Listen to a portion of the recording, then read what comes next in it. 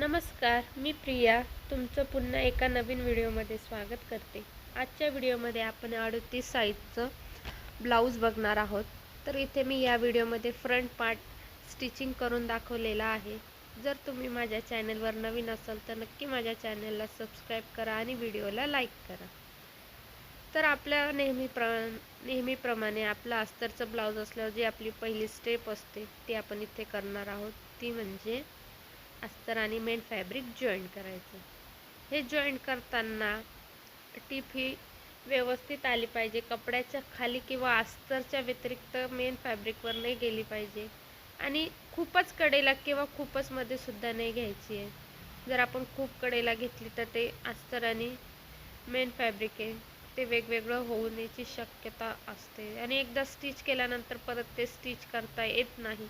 म्हणून आधीच आपण ही काळजी घ्यायची आहे. आणि दुसरी म्हणजे जी टीप आहे ती खूप मध्ये सुद्धा घ्यायची नाही आहे. जेवढा आपण कपडा स्टिच करणार आहोत किंवा जोडण्यासाठी वापरणार आहोत त्यामध्येच ती टीप आपल्याला मारायची आहे. म्हणजे ब्लाऊज शिवल्यानंतर त्या टिपा ज्या आपण जॉईंट केलेल्या असतात त्या दिसायला नको अशा पद्धतीने. म्हणजे ती आपली एक फिनिशिंगचा तो एक भाग आहे.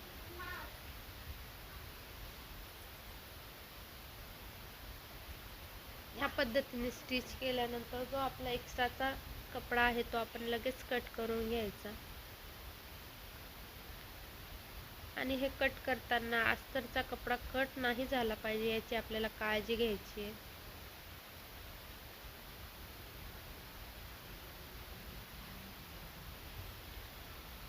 तर इथे माझे कटोरी तयार आहेत.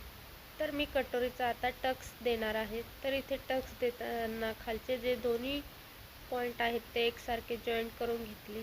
उंचीला मी 3 इंच घेतलेला आहे आणि रुंदीला नेहमीप्रमाणे 1.5 इंच. उंचीचा जो टक्स आहे तो साईजनुसार चेंज होतो. काही साईजला आपण 2.5 इंच देतो, तर ही मोठी साईज आहे म्हणून मी 3 इंच देत आहे. आणि इथे या पद्धतीने आपण टक्स मारून घेणार आहे. आणि इथे एक गोष्ट लक्षात ठेवायची, टक्स मारताना किंवा आपण जेव्हा साईड पार्ट किंवा कोणतेही पार्ट जोडतो तेव्हा आपल्याला डबल टिप देणं हे गरजेचं आहे. एकच सिंगल टिप द्यायची नाही आहे. याला सुद्धा मी या साईडने 3 इंच आणि रुंदीला 1.5 इंच याप्रमाणे आपण टक्स मारून घेतला.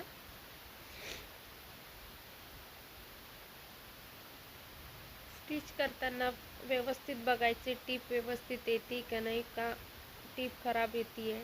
कधी कधी शिवण्याच्या नादामध्ये आपलं लक्ष नाही जात आणि मग नंतर आपल्याला समजतं अरे टीप तर चांगली आली नाही. त्यामुळे त्याकडे सुद्धा लक्ष द्यायचं आहे. नेहमीप्रमाणे समोरासमोर दोन्ही पार्ट ठेवून अस्तर आणि मेन फॅब्रिक जॉईन करून घ्यायचं.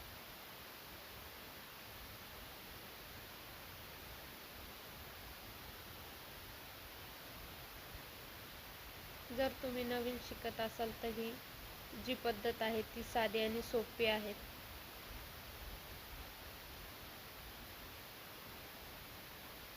या पद्धतीने आपण साईड पार्ट असा जॉईंट करून घेणार.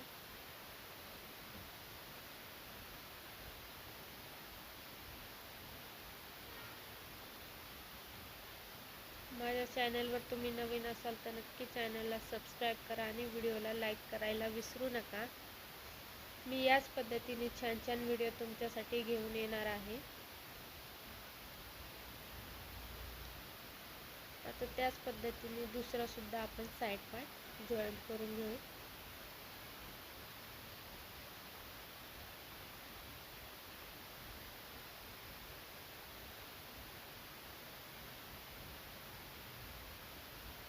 जर तुम्ही नवीन शिवत असाल आणि तुम्हाला व्यवस्थित कपडा पकडता येत नसेल तर तुम्ही पिनाचा सुद्धा वापर करू शकता. त्यामुळे कपडा व्यवस्थित सेट राहतो, कुठेही सरकत नाही. त्यामुळे पिनाचा शक्यतो वापर करावा.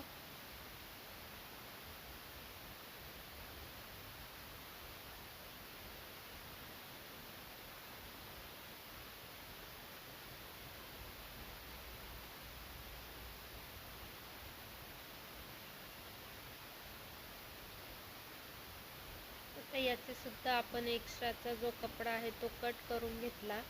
आणि दोन्ही पार्ट आपण समोरासमोर ठेवले, साईड पार्ट आणि कटोरी. बघू शकता. या पद्धतीने तुम्ही पण सुद्धा करायचं आहे, म्हणजे एकच साईडचे दोन्ही पार्ट तयार होत नाही तर मग परत उसवण्यात वेळ जातो आणि कपडासुद्धा खराब होतो. त्यामुळे थोडा वेळ जातो, पण आधीच आपण व्यवस्थित चेक करायचं आहे आणि त्यानंतरच स्टिच करायचं आहे.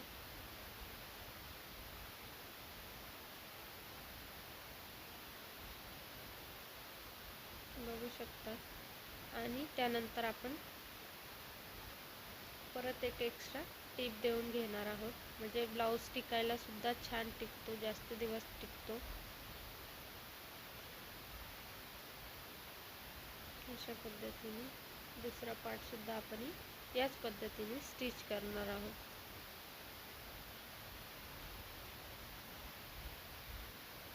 कुठे ओढायचं नाही आहे कोणताच पार्ट, सावकाश पद्धतीने जॉईन करायचं आहे. खालचा सुद्धा ओढायचा नाही आणि वरचा सुद्धा ओढायचा नाही आहे. कटोरीचा पार्ट किंवा साईड पार्ट व्यवस्थित आहे त्या शेपमध्ये आपली कटोरी जॉईन करत चालायचं आहे. बघू शकता.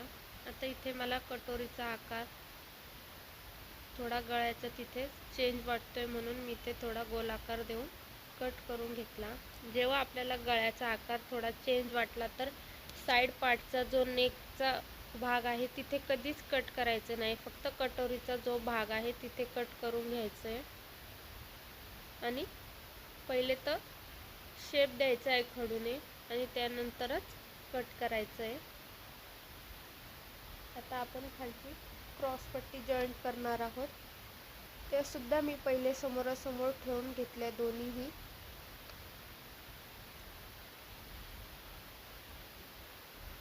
आता जो खालचा मेन आपला फॅब्रिक आहे त्याच्या वरच्या बाजूने मी अस्तर ठेवून स्टिच केलं, म्हणजे फोल्ड केल्यानंतर अस्तर हे मधल्या बाजूने जाईल आणि एक्स्ट्राचा जो भाग आहे तो कट करून घेतला.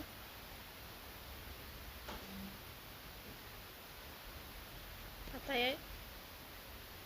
इथे आपण दाब टीप देणार आहोत, म्हणजे जेणेकरून कपडा आपल्या खाली जाणार नाही, व्यवस्थित सेट होतो दाब टीप दिल्यामुळे.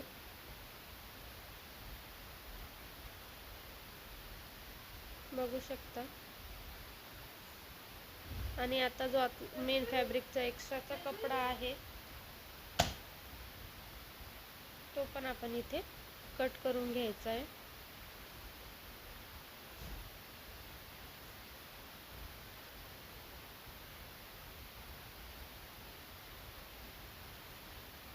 या पद्धतीने मी दोन्ही पार्ट तयार करून घेतले. आता आपण जेव्हा क्रॉसपट्टी जॉईन करतो तेव्हा वरच्या साईडनी आपला ब्लाऊजचा फॅब्रिक आला पाहिजे, तिथून व्यवस्थित स्टिच करून घ्यायचं. पाव इंचाचा अंतर इंच आपला समजा कपडा गेला पाहिजे, त्यामध्ये खूपच कडेला घ्यायचं नाही. आणि टीप मारल्यानंतर वरतून चेक करायचं आहे की कुठे टीप सुटली तर नाही किंवा खूप कडेला आलेली नाही आहे, याची खात्री करून मगच पुढची प्रोसेस करायची आहे.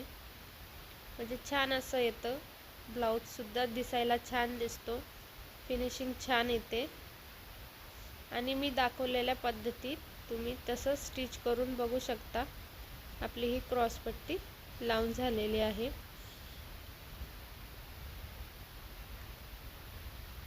छान असं फिनिशिंग आलं आहे.